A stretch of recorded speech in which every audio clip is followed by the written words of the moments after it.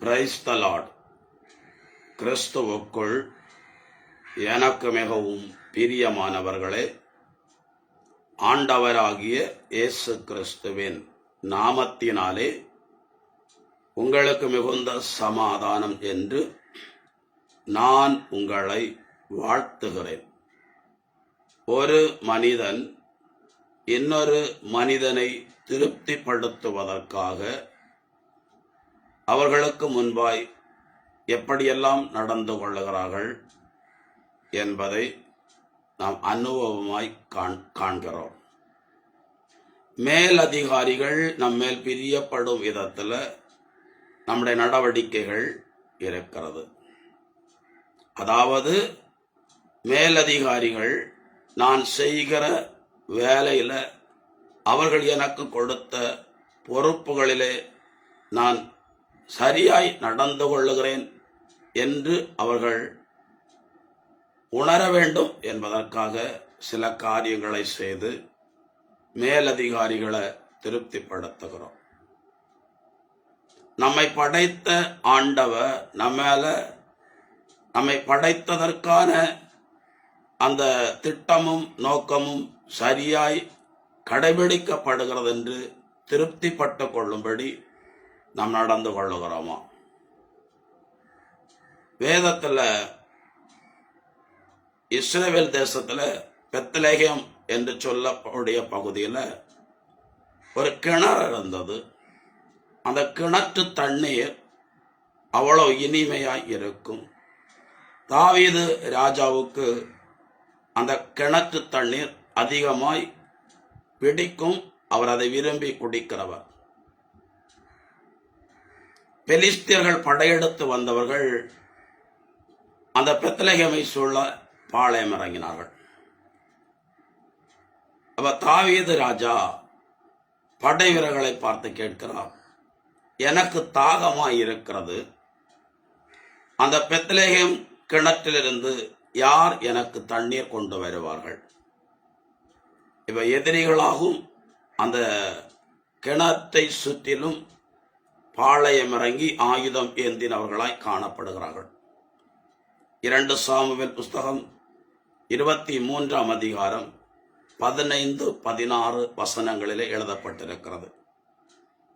எனக்கு தாகமாயிருக்கிறது, அந்த கிணற்று தண்ணீரை யார் எனக்கு கொண்டு வந்து கொடுப்பார் அப்படின்னு சொன்னப்போ 3 வாலிபர்கள் நாங்கள் போகிறோம், அந்த கிணற்று தண்ணீரை நாங்கள் எடுத்து கொண்டு வருகிறோம் என்று சொல்லி கடந்து போகிறார்கள். பிரியமானவர்களே, அந்த கிணறை சுற்றிலும் அந்த பெத்லெகேம் பட்டணத்தை சுற்றிலும் திரளான படை வீரர்கள் ஆயுதங்களை ஏந்தி கொண்டிருக்கிறார்கள். ஆனாலும் அந்த 3 வாலிபர்களும் எதிரிகளின் கண்களிலே மண்ணை தூவி அந்த கிணற்றுக்குள்ள போய் தண்ணீரை எடுத்து கொண்டு வந்து தாவீதுடைய கரத்திலே கொடுத்தார்கள். இதில் கவனிக்க வேண்டிய காரியம் என்னவென்று சொன்னால், பிரியமானவர்களே, தன் ஜீவனை ஒரு பொருட்டா கருதாமல் ராஜா விரும்பி கேட்டதை ராஜாவுக்கு கொடுக்க வேண்டும் என்று சொல்லி அவர்கள் தங்கள் ஜீவனையும் ஒரு பொருட்டாய் கருதாமல் கடந்து போனார்கள். 2வது, ராஜா விரும்பி கேட்கிறார், ராஜாவுடைய விருப்பத்தை நிறைவேற்ற வேண்டும், ராஜாவுக்காக இதை செய்தே ஆக வேண்டும் என்று சொல்லி போனவர்கள் திரும்ப வரும்போது அந்த கிணற்று நீரை கொண்டு வந்தார்கள். தாவீது ராஜா அந்த தண்ணீரை குடிக்கவே இல்லையா? தண்ணீரை கேட்டவர் தண்ணீரை கொண்டு வந்து கொடுத்த போது அந்த தண்ணீரை குடிக்கவே இல்லையா? அதற்கு அவர் ஒரு காரணம் சொல்கிறார், இது தண்ணீர் அல்ல, 3 பேருடைய ரத்தம். 3 பேர் தங்களுடைய உயிரை பணயம் வைத்து நான் கேட்டதற்காக அந்த கிணற்று தண்ணீரை கொண்டு வந்து கொடுத்திருக்கிறார்கள். இது தண்ணீர் அல்ல, 3 பேருடைய ரத்தம். இதை நான் கர்த்தருக்காக ஊற்றுகிறேன் என்று சொல்லி தரையில ஊற்றி விட்டாராம். ஒரு ராஜாவுக்கு அவருடைய சேவகர்கள் தங்கள் பிரயாசத்துல ராஜா விரும்புகிற காரியத்தை நிறைவேற்றினார்கள் என்று சொன்னால், ராஜாதி ராஜாவா சிங்காசனத்தின் மேல் வீற்றிருக்கிற ஆண்டவருடைய விருப்பம் இன்னதென்று அறிந்து அந்த விருப்பத்தை நிறைவேற்ற நம்ம எப்போது ஒப்பு கொடுக்க போகிறோம்? வேதம் சொல்லுகிறது, இந்த மனிதர்களை நான் எனக்கென்று படைத்தேன், இவர்கள் என் துதியை சொல்லி வருவார்கள். நம்மை ஆண்டவர் படைத்ததின் நோக்கமே அவரை துதிக்க வேண்டும், அவருடைய நாமத்தை மகிமைப்படுத்த வேண்டும், அவர் விரும்புகிற பிரகாரம் நடக்க வேண்டும், அவருடைய வழிகளிலே அவர் எழுதி கொடுத்திருக்கிற நியமங்களின்படி வாழ வேண்டும், நடக்க வேண்டும். எசாயா தீர்க்க தரிசன நூல் 6ஆம் அதிகாரத்துல எசாயா தீர்க்க தரிசி உசியா மரித்த காலத்தில் ஆண்டோடைய ஆலயத்துல ஆண்டவரை துதித்துக் கொண்டிருந்தான். அப்படி ஆண்டவரை துதிக்கும் போது தேவனுடைய மகிமையான பிரசன்னம் அந்த ஆலயத்துல இறங்கினது.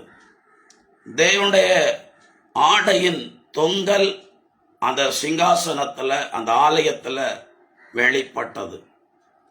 கேருபீன்களும் சேராபீன்களும் செட்டைகள் அடித்துக் கொண்டு அந்த ஆலயத்துக்குள்ள கர்த்தரை பரிசுத்தர் பரிசுத்தர் பரிசுத்தர் என்று சொல்லி துதித்தார்கள். ஏசாயா அந்த காட்சியை கண்டபோது நடுங்கி போனான். ஐயோ, நான் அசுத்த உதடுள்ள மனுஷன், அசுத்த உதடுகள் உள்ள மனுஷர்கள் நடுவிலே நான் வாழ்கிற மனுஷன்.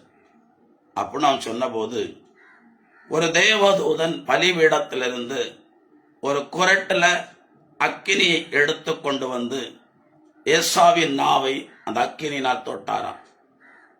ஆண்டவர் சொல்லுகிறார், அந்த அக்கினினாலே நான் உன்னை பரிசுத்தம் பண்ணி இருக்கிறேன். பிரியமானவர்களே, ஆண்டவர் பரிசுத்தம் பண்ணின பிறகு ஆண்டவராகிய தேவன் பேசுகிறதான சத்தத்தை எசாயா கேட்டார். எசாயா 6ஆம் அதிகாரம் 8ஆம் வசனத்துல, என் காரியமாய் யார் போவார்கள், யாரை நான் என் காரியமாய் அனுப்புவேன். இந்த வார்த்தையை கேட்டதும் எசாயா சொல்லுகிறார், ஆண்டவரே என்னை அனுப்பும், நான் உம்முடைய காரியமாய் போகிறேன் என்று சொன்னார். பிரியமானவர்களே, ஆண்டவர் அவரை பரிசுத்தம் பண்ணின அடுத்த நிமிஷத்துல அவருக்கான ஊழியத்துக்குள்ள ஒரு அழைப்பு கடந்து வருகிறது. அந்த மனுஷனும் ஆண்டவர் தன்னை பரிசுத்தம் பண்ணினதின் நோக்கம் அவருடைய வேலையை செய்வதற்காக என்பதை அவன் அழகாய் புரிந்து கொண்டான். என் தேவனுடைய விருப்பம் நிறைவேற என்னுடைய விருப்பங்களை சிலுவையில ஆணி வைத்து அறைகிறேன் என்று சொல்லி பவுல் சொல்லுகிறான்.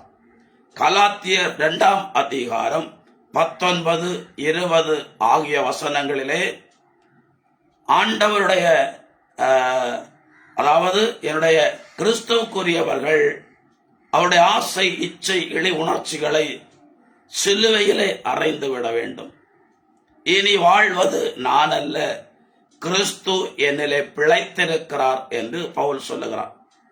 ஆஸ்தி படைத்த மனுஷன், அதிகாரத்தில் இருந்த மனுஷன், பெயர் புகழோடு வாழ்ந்தவர், பெரும் மனுஷர்கள் மத்தியிலே கனம் பெற்று வாழ்ந்தவர், சபையை பாழாக்கினவர், சபையை பாழாக்க தீவிரமாய் திட்டங்கள் தீட்டினவர். ஆனால் ஆண்டவர் அவரை சந்தித்து அவரை பரிசுத்தம் பண்ணின போது தேவனுடைய திட்டம் என்ன என்பதை அறிந்து கொண்டு அவன் புறவினத்தார்கள் மத்தியில தீவிரமாய் சுவிசேஷத்தை அறிவித்தார். பாடுகள் உண்டானது, உபத்திரவங்கள் உண்டானது, நெருக்கடிகள் உண்டானது, அவமானங்கள் உண்டானது, கல்லறியும் சொல்லறியும் உண்டானது. ஆனாலும் அவர் ஆண்டவருக்காக கடைசி வரை நின்றார். காரணம், ஆண்டவர் அவருடைய வேலையை செய்யும்படி என்னை அழைத்திருக்கிறார். நான் பாவியாய் இருந்த போதும் நான் அக்கிரமக்காரனாய் இருந்த போதும் என் மீது அவருடைய பார்வை இருக்கத்தான் செய்தது.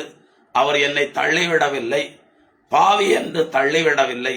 என்னை அவருடைய விருப்பத்தை நிறைவேற்ற என்னை தெரிந்து கொண்டு என்னை பரிசுத்தம் பண்ணி அவருடைய பாதையிலே தொடர்ந்து நடத்துகிறார்.